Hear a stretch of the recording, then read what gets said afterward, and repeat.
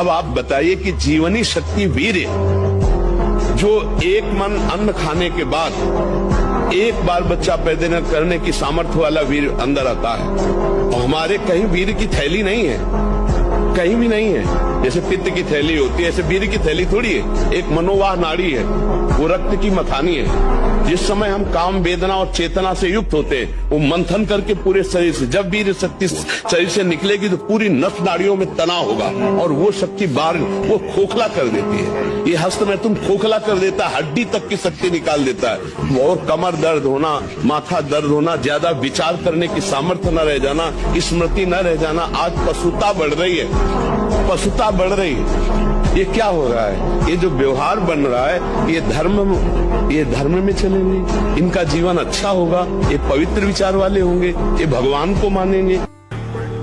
हम भगवान के अंश हैं। चिनगारी, अगर सही ढंग से चिनगारी को सजाया जाए फूस डाल के, तो ज्वाला बनने में देर लगेगी क्या?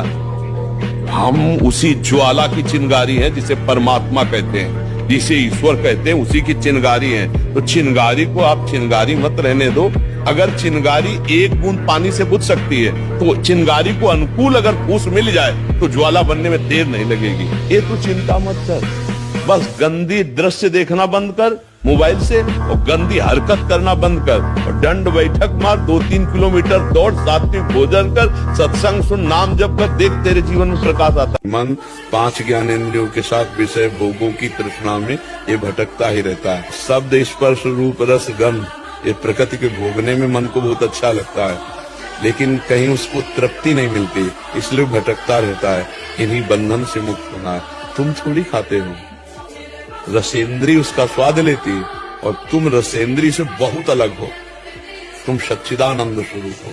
सुख बुद्धि से बंदर जब मटकी में छुहारे थे तो दोनों हाथ ऐसे डाल दिए, अब कस के छुहारा लोभ से पकड़ लिया, अब मटकी उसको पकड़े, ऐसा उसको भ्रम हो गया। अगर वो छुहारे छोड़ दे तो मुक्त है, लेकिन वो यदि आपके मन में काम आता है और आपने किसी से भी ऐसा संबंध रखा है, किसी क्रिया से, किसी व्यक्ति से, तो ये मन आपको वहीं जाके खड़ा कर देगा। मन जाके वही आपसे क्रिया कराने लगेगा।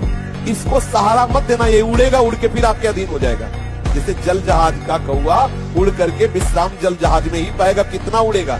अगर उसको कहीं कोई और जहाज या टापू मिल जाए तो वहां बैठ जाएगा। ऐसे ही आपका मन उड़ेगा, विषयों में जाएगा, पर आप कहीं कोई ऐसा स्थान न हो, कोई व्यक्ति ऐसा ना हो, कोई क्रिया ना ऐसा हो जिससे मन को आश्रय दिया हो, फिर वो कर बैठेगा, वो वहां पहुंच जाएगा, वो वहां खड़ा कर देगा आपको। आश्रय न देना तो ये उड़ करके फिर आ जाएगा। सच्चा ब्रह्मचर्य का स्वरूप है ब्रह्म में स्थित महापुरुष, तो वह पहुंचा देगा।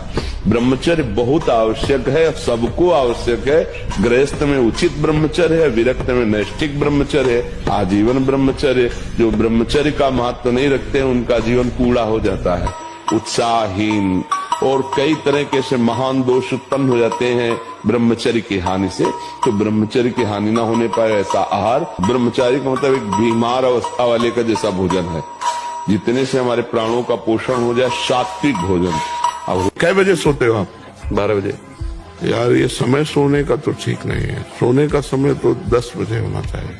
हमें लगता है अगर आप 10 बजे सो जाओ तो 6 बजे उठे और गर्म पानी करके पिया, वज्रासन में बैठ करके शौच स्नान किया और 15-20 मिनट दौड़ लगा दी, सब व्यायाम दौड़ में हो जाता है। नहीं तो आजकल जिम वहां चले गए, 10-15-20 मिनट करो। नए बच्चे हो, 24 मिनट राधा नाम, 8 घंटे सोना, और शेष अपनी दिनचर्या में रहना। सप्तम धातु वीर्य, एक मन शुद्ध सात्विक पौष्टिक अन्न के बाद एक बार के लिए तैयार होता है। और यहाँ बच्चे खिलवाड़ में 2-2, 3-3 बार रोज। अब क्या होगा? उनका हड्डियों तक की सामर्थ्य नष्ट हो जाएगी, कुछ दिनों बाद देखना बंद हो जाएगा, ऐसे चौंधियाने लगोगे, खड़े होने में चक्कर आएगा, कमर दर्द करेगा, पैरों में टूटन बनी रहेगी, दिमाग में टेंशन बनी रहेगी, पढ़ोगे तो कुछ याद नहीं रहेगा, स्मृति नष्ट होने लगेगी, एक नास्तिकता छा जाएगी। नेत्रों की चंचलता को रोक नहीं पा रहे महाराज जी, उसमें कैसे शासन बना? रोकना तो आपको ही पड़ेगा नेत्रों की चंचलता। क्या देखना चाहते हैं नेत्र? इधर उधर चंचल रहते हैं, तो आपको ही तो रोकना पड़ेगा। आपके नेत्र नासाग्र कीजिए,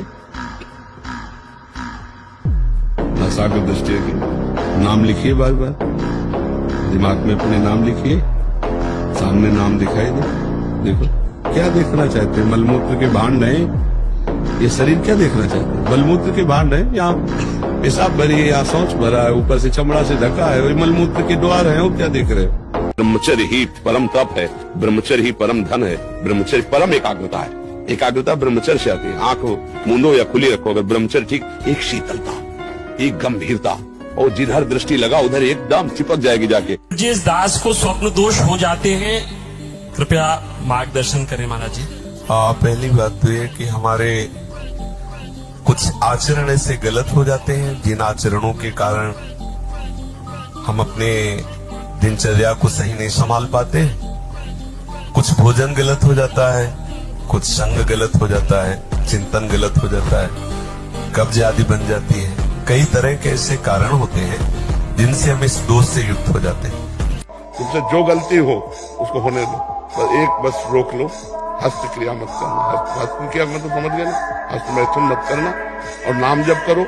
और जो हो रहा है तुम बिल्कुल ऐसे समझो कि बाबा ने पूरा ठेका ले लिया, अब हमको कोई चिंता नहीं। आज से तुम देखना आपका परिवर्तन। पर कोई काम करो, 2-4 घंटे का काम करो, कोई भी काम करो, जहां हमारा मन किसी दृश्य को देखे हुए, किसी बात को सुने हुए, या किसी क्रिया को, तो हम वो जब हमारा मन तदात्म होने लगे उस समय राधा राधा राधा राधा राधा, उसकी सुने ना, वो सुनाएगा आपको, वो दिखाएगा आपको, वो संकल्प बनाएगा, उस समय सुने ना राधा राधा राधा राधा राधा राधा राधा, वो डिलीट हो जाए। और पुष्टता जिसे बल कहते हैं, वो तुम्हारे वीर्य में होती है। जिसको तुम खिलवाड़ समझते हो वो खिलवाड़ नहीं, तुम्हारी जीवनी शक्ति है।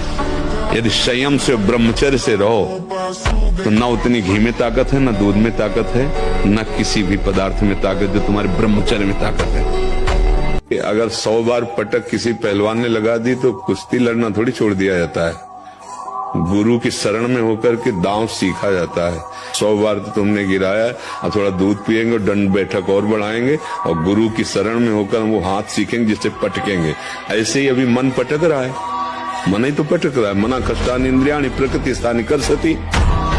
अब तुम अगर हमारी दांव सीख जाओ तो अभी बचना शुरू हो जाएगा। जिस दांव से दुश्मन को पछाड़ा जाता है, गुरु से युक्ति मिलती है, युक्ति से मुक्ति मिलती है। आज जो सत्संग में बैठा है वो अगर इन गलत क्रियाओं को करता है तो वृंदावन धाम को साक्षी करके कसम खा लो, आज से स्वयं में कोई भी ऐसी असत क्रिया हम नहीं। ये देह नष्ट होने वाली वस्तु है, इसी से हम अविनाशी पदवी प्राप्त करेंगे। 2 महीना सच्चाई से ब्रह्मचर्य रह के देख लो, 2 महीना। अगर आपकी जैसे गिलहरी नहीं टिलटिलाती है, ऐसे पूरे शरीर में ऊर्जा शक्ति आपको दौड़ती नजर आएगी। ब्रह्मचारी के पैर ऐसे पड़ते हैं जैसे आग में कोई चलता हो। आग में कैसे चलता है, ऐसे उसके पैर पड़ते हैं। कुछ देश ब्रह्मचारी, इसलिए बहुत सावधान रहिए। अपने कान को संभालिए, जबान को संभालिए, नेत्रों को संभालिए। इन 3 से ही साधना बनती है और बिगड़ती है। नेत्र गलत देखेंगे, जबान गलत बोलेगी, कान गलत सुनेंगे तो आपका गलत चिंतन होगा, गलत क्रियाएं होंगी। और आप सत्य सुनोगे तो सत्य भगवान की प्राप्ति कराता है। जैसे हम अपने शिष्य से बहुत प्यार करते हैं, लेकिन वो मर्यादा के खिलाफ आचरण की चेष्टा करता है, तो हम अपने प्यार को दंड रूप में परिवर्तित करके उसको शासन में लेते हैं। तो ऐसा नहीं है कि संत जन प्रीति के अलावा और कोई व्यवहार नहीं करते, नहीं, वो नीति का भी पालन करते हैं। अगर नीति के विरुद्ध आचरण हुआ तो 21 बार क्षत्रियों का संहार किया भगवान परशुराम ने। तो इस बात समझनी चाहिए। बेटा, जो बनना चाहते हो वही सोचो, जो सोचोगे वही बन जाओगे। यहाँ का कुछ ऐसा ही है, जैसी सोच रखोगे वैसे ही स्थिति आ जाएगी। जैसी स्थिति पाना वैसी सोच रखो। पराई माता बहन का अवसर भी आवे तो भी ये बस ये कि आप हम प्राण त्याग सकते, लेकिन हम गलत आचरण नहीं कर सकते। आप सब कुछ कर सकते, मतलब यही सबको भूल है। ये तो किसी किसी के भाग्य में लिखा होता। कुछ नहीं, तुम जो चाहो अपना भाग्य बदल सकते हो, ये मनुष्य शरीर जो चाहो कर सकते हो।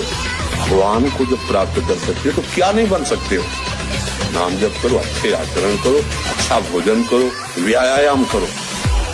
क्या मुर्दे जैसा जीवन, जो इंद्री जैसा चाहे वैसा डाउन कर दे, जैसा चाहे वो हमें शोक दे दे, दुख दे।